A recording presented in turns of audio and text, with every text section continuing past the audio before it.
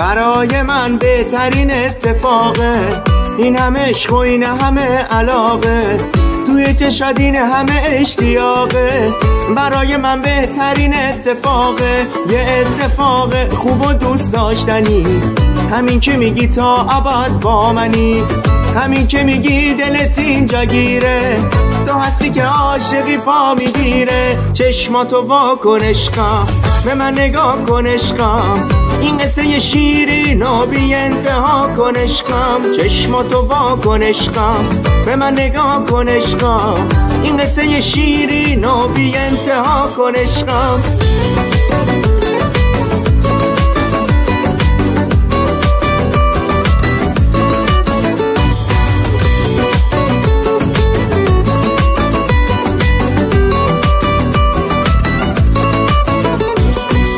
حرفای عاشقونمون چه خوبه، این همه عشق بینمون چه خوبه، پر شدن این همه عشق و شادی توی فضای خونمون چه خوبه.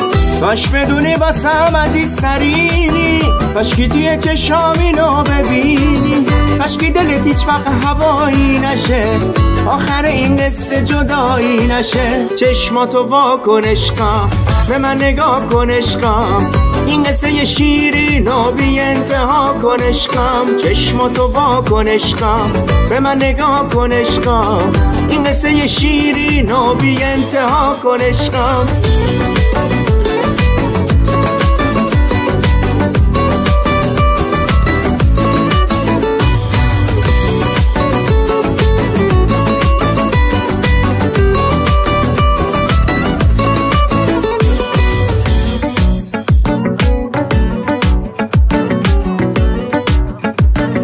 AmiPorso Music.